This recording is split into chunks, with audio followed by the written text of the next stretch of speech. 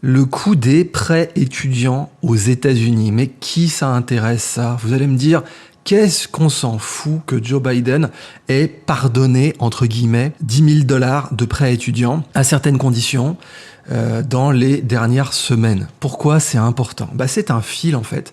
Et en le tirant ensemble, on va détricoter un énorme pan de la politique américaine, de la corruption, de l'économie, du clientélisme, de l'électoralisme et des manipulations en fait politiques aux États-Unis. Vous allez voir que derrière ce petit fil se cachent des cadavres dans le placard et qu'il était très important que l'on détricotât ce petit fil apparemment anodin des prêts étudiants. Alors déjà, qu'est-ce que c'est que le marché de l'éducation aux États-Unis comme le marché de la santé?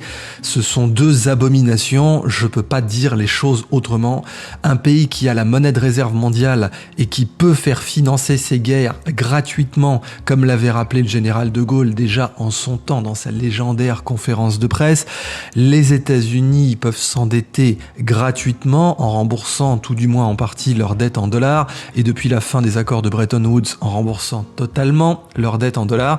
Les États-Unis sont le seul pays au monde qui peut faire financer ces guerres illégales par la totalité du monde, la guerre illégale en Irak notamment, mais aussi la guerre d'Afghanistan qui était borderline sur le plan de la légalité et qui donc a été le plus gros détournement d'argent public de l'histoire, ne l'oublions pas. Le fiasco afghan étant intervenu dans le cadre du Covid, eh bien les médias ont maintenu un silence courtois dessus, mais ce sont donc quand même des milliers de milliards de dollars qui ont été détournés. Eh bien un pays qui a les moyens de faire financer ces guerres par le reste du monde, il faut être très clair, a totalement les moyens d'avoir un système de santé pris en charge par les impôts. Parce qu'il faut être là aussi clair, il n'y a pas de gratuité. La gratuité n'existe pas. Les études ne sont pas gratuites en France. Il n'y a pas d'argent magique. Puisque les enseignants sont bien payés, les enseignants et les chercheurs sont bien payés, et c'est normal. La vraie question, c'est est-ce que notre système d'éducation supérieure doit faire partie du forfait fiscal ? Est-ce que les impôts que les Français payent, directement ou indirectement, avec notamment la TVA, qui représente une part considérable des recettes fiscales en France, et à laquelle plus ou moins personne n'échappe, sauf les entreprises qui récupèrent la valeur, mais à la fin, quand vous dépensez votre argent, et beaucoup de riches dépensent leur argent en France et ne vont pas défiscaliser, même s'ils sont des riches étrangers, je pense aux Qataris notamment, eh bien vous financez quoi dans la République française? Et c'est normal, la France a pris un choix, a pris une décision de dire qu'une grande partie de son système éducatif va être incluse dans le forfait fiscal. Je dis une grande partie, parce que les écoles de commerce, évidemment, qui sont beaucoup plus chères en France, mais qui restent beaucoup moins chères que les facs américaines, même publiques. Et c'est ça qui est complètement fou, que ce soit l'ESSEC ou que ce soit les subdeco parisiennes, qui dépendent d'ailleurs des chambres de commerce, donc qui techniquement sont publiques, eh bien leurs frais d'inscription sont très inférieurs à ceux de fac 100% publics, comme l'université de Berkeley aux États-Unis. Et oui, c'est complètement fou, mais l'université de Berkeley, qui est un bastion de la gauche aux États-Unis, contrairement à Stanford, qui est un bastion de la droite, où Condoleezza Rice a été doyenne, enfin provo techniquement. Et Condoleezza Rice était donc la ministre des Affaires étrangères de George Bush, donc on peut pas tellement dire qu'elle était à gauche. Eh bien en fait, Berkeley a des frais d'entrée assez comparables à Stanford. C'est ça qui est quand même assez dingue, alors qu'elle fait partie du University of California System. Donc, aux États-Unis, où on paye des dizaines de milliers de dollars pour de l'insuline par mois, où un simple accouchement peut vous être facturé 20 000 $ si vous avez un tout début de complication, ou sur un bordereau, on peut vous facturer le fait de vous avoir écouté parce que vous êtes en stress post-traumatique dans un hôpital, ou parce que vous avez eu un baby blues, le simple fait de vous avoir écouté peut être facturé 500, 700 $, et des gens ont montré leurs factures d'hôpitaux aux États-Unis, où le système de santé pourrait largement être pris par le forfait fiscal, vu les quantités considérables d'impôts que les États-Unis et que les Américains payent. Les classes moyennes américaines sont complètement massacrées d'impôts, et c'est ça qui est fou. D'ailleurs, Joe Biden, dans la foulée où il pardonne ces fameux 10 000 $ à certains étudiants, embauche plus de 80 000 fonctionnaires des impôts aux États-Unis, en indiquant bien dans leur fiche de poste qu'il faudra qu'ils soient prêts à apprendre à tirer avec une arme à feu et à utiliser de la force, à faire recours de la force létale si nécessaire.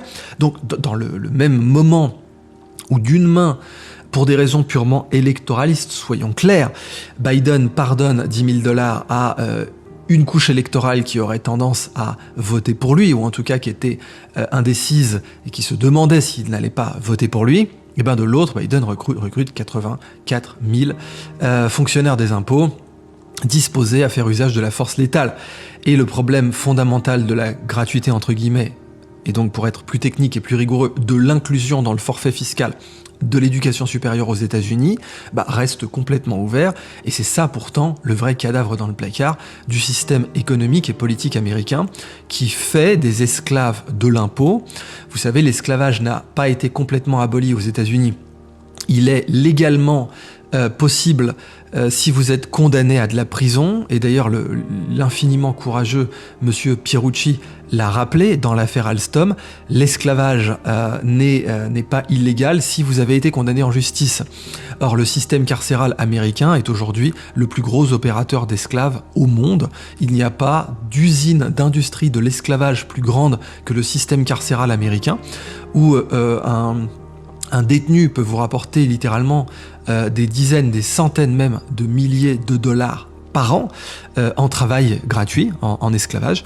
Et finir comme détenu aux États-Unis, c'est pas non plus complètement impossible. Dans ce système carcéro-industriel américain, c'est pas du tout impossible que des classes moyennes finissent dedans. Et notamment, maintenant, avec des problèmes de remboursement de dette, etc. Alors c'est plus subtil que ça, hein. Si vous avez fait défaut sur votre dette, si vous êtes en état de faillite personnelle, vous finissez pas directement par la case prison, mais c'est devenu de plus en plus facile de recycler les gens qui sont en état de faillite personnelle dans le système carcéro-industriel américain. Et donc c'est ça, en fait, le vrai cadavre dans le placard, c'est ça, le vrai système qu'il fallait auditer et qu'il fallait réformer, et que, évidemment, Joe Biden ne réforme pas. Donc derrière cette pseudo-amnistie d'un tout petit bout de dette étudiante, hein, puisque l'étudiant moyen aux États-Unis, ça va dans les 20 000 à 300 000 dollars de dette, hein, donc c'est une dette qui ne sera jamais remboursée. 10 000 $, c'est absolument rien dessus, mais c'est vrai que ça va être suffisant, politiquement en tout cas, pour faire voter pour vous. Vous savez, c'est comme dans l'établissement des prix. Quand par exemple, Apple est très connu pour établir ses prix sur des bases de recherche en économie comportementale, et c'est les bases de ce qu'on appelle la willingness to pay, ce que vous êtes prêt à payer. Et les prix de la maison Apple sont impeccablement ajustés sur la limite idéale de la willingness to pay. C'est ce qui fait qu'Apple est aussi riche. Donc ils regardent combien les gens sont prêts à payer, et ensuite, évidemment, ils vous font payer ce prix-là. Un exemple, ce sont leurs smartphones. Et moi-même, j'ai un iPhone, mais je sais, en tant que fabricant de jeux vidéo éducatifs, je sais que la quantité de RAM dans les téléphones Apple est ridicule pour leur prix. Alors certes, ils ont des systèmes d'optimisation, ils ont leur propre silicium avec les puces M1 qui sont absolument géniales, c'est un fait, les puces, l'Apple Silicium, les puces M1 sont brillantes sur le plan informatique, mais ça leur permet de ne mettre que 6 Go de RAM dans leur téléphone, ce qui en 2022 est ridicule. Et vous faire payer 1000 balles pour un téléphone avec 6 Go de RAM, ça c'est un exemple même de willingness to pay. En politique, en fait, c'est la même chose. En politique, vous allez, dans le clientélisme, donner juste ce qu'il faut pour que l'on vote pour vous. Et pardonner, entre guillemets, 10 000 $ de dette étudiante, et en plus à certaines conditions, c'est juste ce qu'il faut pour essayer d'infléchir les élections de mi-mandat. Ces fameuses élections de mi-mandat qui s'annonçaient très très mauvaises, et que Obama, qui dirige aujourd'hui les États-Unis, soyons clairs, on va pas revenir là-dessus. Thank you. Vice President Biden, Vice President. That was a joke. Croire une seule seconde que Biden, le sénile, l'Alzheimer en phase terminale, dirige les États-Unis, c'est regarder Télémouton, mais c'est pas être un adulte responsable de l'information qu'il ingère et doté d'un esprit critique. Or, je me permets de penser que les gens qui suivent ma chaîne sont dotés d'un esprit critique et sont des adultes responsables, capables d'analyse et de faire la part des choses. Et donc, puisque nous ne sommes pas aujourd'hui nourris à la malbouffe intellectuelle, puisque nous ne parlons pas à des gens qui écoutent le groupe Altis, on peut être très clair, c'est Barack Obama qui dirige aujourd'hui l'exécutif des États-Unis, il rêvait de faire un 3e mandat, c'est chose faite. Ce troisième mandat, Obama y met son expérience. Il avait perdu des élections de mi-mandat par le passé. Il s'était rendu compte de ce qu'il pouvait arriver avec cette cohabitation qui est la norme aux États-Unis, qui est la règle, pas l'exception. Et donc aujourd'hui, Barack Obama fait tout, absolument tout, pour que Donald Trump ne puisse pas revenir en force le 8 novembre avec les élections de mi-mandat. D'abord, on a eu le raid du FBI à Mar-a-Lago qui a révélé que Trump avait des dossiers compromettants sur Emmanuel Macron. Certains parlent de sa sexualité ou de sa consommation possible de stupéfiants. C'est ce que les sources informées s'autorisent à dire sur ce qui a pu être saisi par le FBI. Le FBI est connu pour avoir des dossiers compromettants sur tout le monde. C'était sa marque de fabrique. J. Edgar Hoover avait des dossiers compromettants sur tout le monde. Il a essayé de faire chanter Martin Luther King, par exemple, avec les enregistrements de ses ébats avec ses maîtresses pendant ses différents mouvements des droits civiques. Donc, et c'est d'ailleurs marquant puisque J. Edgar Hoover lui-même avait des dossiers compromettants sur sa propre personne et la mafia, notamment Frank Costello, avait des dossiers compromettants sur J. Edgar Hoover, en particulier sa sexualité. Et c'est bien pour ça d'ailleurs que J. Edgar Hoover avait fait croire pendant plus de 20 ans que la mafia n'existait pas et qu'il s'intéressait à des criminels d'occasion ou des criminels loups solitaires comme Bonnie et Clyde par exemple. Ça c'était le cœur de métier de J. Edgar Hoover. Mais parler du crime organisé, parler de la mafia, ça évidemment non, et d'ailleurs la CIA a été très heureuse de pouvoir faire chanter J. Edgar Hoover dans les grands rapports de force entre la CIA et le FBI. La CIA a complètement dominé le FBI parce qu'elle avait justement de quoi faire chanter Edgar Hoover, et elle avait cela par la mafia américaine, avec laquelle la CIA avait d'excellentes relations, confère notamment l'intervention de la mafia américaine dans l'opération de la baie des cochons, par laquelle évidemment la mafia voulait récupérer Cuba, qui était un de ses plus gros postes d'investissement avec Las Vegas. Oui, Cuba, ça restera le Las Vegas perdu, et c'est pas pour rien que la CIA va vouloir faire assassiner Castro un nombre incalculable de fois. Castro a dit, si jamais résister à des tentatives d'assassinat de la CIA était un sport national, eh bien je serais médaillé olympique, je serais médaille d'or. Donc revenons à l'électoralisme, à la willingness to pay, au fait de donner juste ce qu'il faut à votre clientèle électorale pour qu'elle vote pour vous, mais certainement pas plus, un peu comme Apple ne vous donne que 6 Go de RAM pour un téléphone à 1000 balles, eh bien là c'est juste 10 000 balles sur un énorme cadavre dans le placard de l'économie et de la politique américaine. Alors, entendons-nous, clairement les États-Unis pourraient faire les études gratuites entre guillemets, inclus dans le forfait fiscal pour être tout à fait rigoureux. Clairement les États-Unis pourraient faire les soins inclus dans le forfait fiscal aussi, ça c'est évident. Un pays qui dépense 760 milliards par an en défense entre guillemets et qui a les moyens de faire financer ses guerres par le monde entier, et faire financer ses déficits colossaux par le monde entier, pourrait le faire. C'est juste qu'aujourd'hui, évidemment, beaucoup trop de gens s'enrichissent sur ce système pour qu'il change, mais à l'échelle politique américaine, il n'y a pas le moindre problème économique à ce que cela se fasse, puisque l'inflation d'ailleurs est déjà là, et elle est là abondamment pour des raisons qui sont indépendantes donc du système de santé et du système éducatif américain. Maintenant, la dette étudiante, donc la bulle de la dette étudiante, c'est autour de 1600 milliards de dollars. Donc je vais reprendre cette métaphore, 1 million de millimètres, c'est 1 kilomètre, vous pouvez le parcourir en 15 minutes. 1 milliard de millimètres, c'est Marseille-Lille, et là donc c'est une journée de bagnole. Et puis donc 1000 milliards de kilomètres, c'est plus que l'aller-retour de la Terre à la Lune, donc c'est plus de 700 jours de bagnole, quoi, plus ou moins. Ah ouais, quand même. Enfin 700 jours vraiment, c'est pas comme un Paris-Lille, c'est vraiment en étant à 200 km/h, etc. Pendant plusieurs jours, je vous fais ça de tête, vous me direz dans les commentaires si j'ai eu juste ou pas. Oui, mon monteur mettra un petit astérisque. Combien de jours de bagnole c'est l'aller-retour de la Terre à la Lune? Donc l'aller-retour de la Terre à la Lune, techniquement à l'apogée, c'est très exactement 800 000, donc il vous reste 200 000 km de bonus. Donc vraiment, 1000 milliards, c'est beaucoup. Les gens se rendent pas compte. Si vous avez 1 million d'euros, vous vous considérez comme riche, à raison. Si vous avez 1 milliard, vous êtes méga riche. Mais là, on parle de 1000 milliards, 1600 milliards. Et c'est ça la bulle de la dette étudiante aux États-Unis. C'est ça cette bombe, en fait, de la dette étudiante aux États-Unis. Or, cette dette pourrait ne pas exister, mais dans un pays qui a continué à pratiquer l'esclavage, l'abolition de l'esclavage ne s'est jamais vraiment arrêtée aux États-Unis, donc maintenant c'est le système carcéral qui est le plus gros système carcéral du monde, de très loin, largement plus gros que le système chinois, et vous avez aussi donc la dette. La dette partout, toujours, en tout temps, en tout lieu.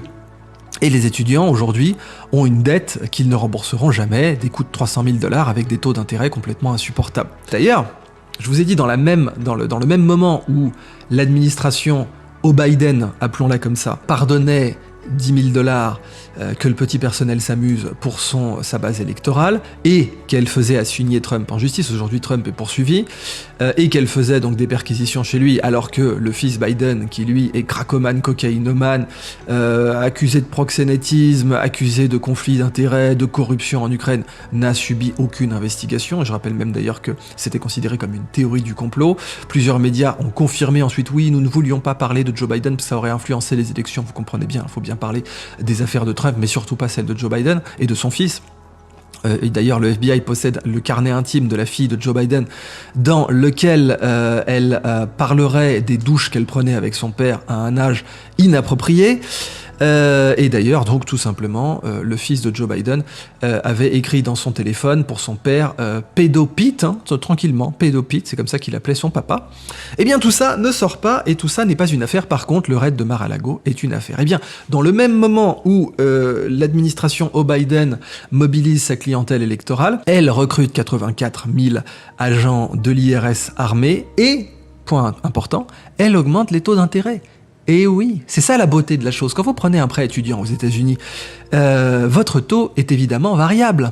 Or, dans le même moment où on a ce petit $10 000, encore une fois pour que le petit personnel s'amuse, eh ben on a la Federal Reserve qui a augmenté les taux d'intérêt massivement, et ça veut dire que le reste de la dette va être augmenté, et qu'en réalité, ces $10 000 de clientélisme électoraux vont être largement récupérés avec la hausse des taux d'intérêt. Mais ça, évidemment, le titulaire d'une licence en théorie du genre n'est absolument pas capable de le voir et va voter très allègrement pour l'administration Biden. C'est ça qui est en train de se passer. Et bien pour conclure cette vidéo, je voudrais ajouter qu'en réalité, la totalité des facs américaines pourrait être gratuite. Et là, je dis bien gratuite, c'est-à-dire que les profs continueraient à être payés, évidemment, le personnel de recherche continuerait à être payé, mais il faut savoir un petit peu comment fonctionnent les facs américaines. En fait, les facs américaines ont augmenté leur prix à la suite de décisions prises par des gouvernements dits de gauche. C'est ça tout le côté sublime de la chose. L'électoralisme politique, ça vous mène où? Ça vous mène dans les années 60 à dire « Oui, l'éducation est une cause nationale, nous devons stimuler l'éducation, nous devons favoriser l'éducation, ma bonne dame, car si jamais vous pensez que l'éducation est chère, essayez l'ignorance », cette fameuse citation. Eh bien, du coup, les gouvernements de gauche ont garanti les prêts étudiants dans les années 60. Et qu'ont fait les facs américaines, sachant que les prêts seraient garantis par l'État? Elles ont multiplié par 10 leurs frais d'inscription. Les frais d'inscription ont connu une hausse colossale à partir des années 50-60 aux États-Unis, et ça ne s'est jamais arrêté. Il y a eu une inflation massive des frais d'inscription, donc pour rentrer à Harvard. Les frais, et vous voyez bien, ajustés de l'inflation, vous comparez par exemple le prix du Big Mac. Combien coûtait un hamburger en 1955? Combien coûte le même hamburger? Le Big Mac n'existait pas, pour la petite histoire, on voulait l'appeler le The Aristocrat, mais ça aurait été une mauvaise idée, on l'a appelé le Big Mac. Mais combien coûtait le burger de base chez McDonald's en 55? Combien coûte le burger de base aujourd'hui en 2022? Et vous voyez donc une inflation. Et maintenant, faites ça pour les prix, les frais d'inscription pour Harvard ou pour Stanford ou pour Princeton. Et vous allez voir que ça a été le débridage, l'open bar total, dès que les facs américaines, publiques ou privées d'ailleurs, qu'il s'agisse de UC Berkeley, UCLA, qui sont donc UC veut dire University of California, ce sont des facs publiques, ou qu'il s'agisse de facs privées comme Harvard ou Stanford, eh bien dans les deux cas, vous allez voir un open bar total sur les frais d'inscription. Et cet open bar total, eh bien évidemment, a laissé place à une dette étudiante massive qui aujourd'hui s'est accumulée dans tous les secteurs de la société et qui crée une génération d'esclaves qui va devoir travailler au-delà des impôts qu'elle doit payer, parce qu'évidemment cette génération doit payer ses impôts à l'oncle Sam, ça va de soi, mais en plus de ça, elle doit payer les intérêts sur sa dette irremboursable, et les $10 000 d'électoralisme de l'administration Biden ne vont absolument rien changer à ça. Or, pourquoi les facs américaines pourraient être gratuites dans le sens des frais d'inscription? d'inscription. Pas dans le sens où elles arrêteraient de payer leurs professeurs et elles arrêteraient de payer leurs chercheurs. Eh bien tout simplement parce que les facs américaines, et ça très peu de gens le savent, ce sont des hedge funds défiscalisés. Et c'est ça qui est complètement fou. Quand vous voyez un golden boy à Wall Street, quand vous voyez quelqu'un qui porte tranquillement une breloque à $50,000, typiquement une de ces fameuses Rolex Daytona qui a connu une bulle massive dans les derniers mois, et d'ailleurs cette bulle, la bulle Rolex, a éclaté. At auction is worth about $400,000. You okay? Eh bien, vous voyez un gérant de hedge fund ou un opérateur de hedge fund, un employé de hedge fund comme Citadel par exemple, qui est connu pour ses très nombreuses infractions au marché, qui a été exclu de la Chine et qui manipule aujourd'hui les prix de sociétés risquées comme GameStop et AMC. Eh bien, les hedge funds ne sont pas connus pour leur éthique, leur déontologie et surtout leur besoin d'argent, même si des hedge funds comme Citadel sont en situation de surendettement aujourd'hui d'après plusieurs sources autorisées. Eh bien, on va pas prêter de l'argent aux hedge funds, de l'argent public en tout cas, ça c'est sûr. Les facs américaines, et on va pas les défiscaliser, pire que ça, mais les facs américaines sont des hedge funds défiscalisés. Alors on les appelle pas hedge funds, on les appelle endowment. Endowment, c'est dotation, ça veut dire. Les facs américaines ont des dotations qui vont de 10 milliards à 30-40 milliards. Certaines facs américaines ont des endowments qui frisent les 30-40 milliards. Je crois que c'est le cas d'Harvard. Les facs américaines croulent sous l'argent. Elles ont des sources d'argent à plusieurs niveaux au-delà des fameux frais d'inscription. D'abord, elles ont la propriété intellectuelle. Et oui, contrairement à la France, où on est incapable de négocier nos brevets, on l'a vu notamment pour CRISPR, qui est le nouveau PCR, CRISPR-Cas9, édition de génome, c'est une technologie sur laquelle la France s'était bien positionnée, en termes scientifiques, mais pas du tout en termes financiers, parce que vous savez, ma bonne dame, tout ça c'est vulgaire, l'argent, les brevets, c'est très très vulgaire. D'ailleurs, les brevets, c'est même pas faire de la recherche.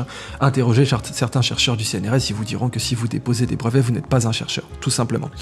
Et cette attitude complètement débile a comme conséquence de faire en sorte que la France valorise très très mal sa propriété intellectuelle, et que quand on a des mises aux enchères de brevets comme pour CRISPR, c'est l'Allemagne et les États-Unis qui tirent leur épingle du jeu. La France avait des brevets aussi sur la magnétorésistance géante, donc les disques durs SSD, qui sont ubiquitaires aujourd'hui en électronique. C'est pas la France qui gagne de l'argent sur les disques durs SSD parce que les brevets c'est vulgaire et ce n'est pas de la recherche. Les Américains, eux, ne sont pas stupides et valorisent leurs brevets pareil sur la base de la willingness to pay. Et rien que sur la propriété intellectuelle, les facs américaines sont richissimes. Ensuite, au-delà de leur propriété intellectuelle, eh bien, vous avez les dons. Et oui, parce que quand vous avez un ancien élève d'une fac américaine qui fait fortune, il va donner à cette fac. C'est le cas notamment de Phil Knight, le fondateur de Nike, qui a donné abondamment à Stanford. C'est le cas de Bill Gates, qui a donné abondamment à Harvard, alors qu'il n'en est même pas diplômé. Et c'est le cas de tout un tas d'anciens élèves de fac américaines qui vont donner des sommes massives et défiscalisées à leur fac. Donc, rien qu'avec la propriété intellectuelle et rien qu'avec les dons d'anciens élèves, les facs américaines peuvent équilibrer leur budget. Et je parle donc sans les frais d'inscription. Mais après, c'est pas tout, vous avez l'endowment qui génère des bénéfices parce que c'est un hedge fund défiscalisé. Donc cet endowment va prendre des positions sur les marchés financiers qui sont des positions dignes de hedge fund et qui sont d'ailleurs gérées par des professeurs qui sont d'anciens de hedge fund. Alors certes, quand même, ils vont essayer de prendre des positions un peu moins risquées et encore, ça se discute, que certains hedge funds. Mais dans tous les cas, cet endowment va fructifier et va gagner énormément d'argent défiscalisé, parce que c'est une fac, donc ma bonne dame, la gauche américaine l'a bien rappelé, l'éducation c'est important, donc nous allons donner des abattements fiscaux à ces hedge funds déguisés avec des logos et des blasons Harvard, typiquement Veritas pour le blason d'Harvard. Ces institutions financières déguisées en institutions éducatives vont bénéficier d'avantages fiscaux. Donc oui, en conclusion, évidemment que les facs américaines, privées ou publiques, pourraient être gratuites pour leurs étudiants. Évidemment, vu l'argent qu'elles ont, vu la propriété intellectuelle qu'elles ont, vu le foncier complètement dingue qu'elles ont, le foncier de Stanford, mais c'est du délire complet. Quand vous voyez le prix qu'a payé Apple pour avoir son siège à 4,5 milliards, ça c'est la construction, c'est pas le prix du foncier, son siège plus gros que le Pentagone, mais Stanford a des dizaines de fois le foncier d'Apple en Californie. Et donc, vraiment, ces facs sont très très riches. Mais c'est la willingness to pay. Elles ne vont évidemment pas enlever leurs frais d'inscription parce que les étudiants sont prêts, et parce que les prêts étudiants à une époque étaient garantis par l'État, et parce que c'est devenu une sorte d'usage maintenant, les familles sont prêtes à s'endetter de 350 000 $ par enfant pour des études supérieures qui pourtant ne garantissent absolument plus un emploi derrière, mais garantissent un esclavage à vie. Et voilà ce qu'il y a derrière cette bulle des prêts étudiants, ce qu'il y a derrière l'électoralisme de l'administration Biden. Vous tirez un fil rouge et c'est un cadavre qui vient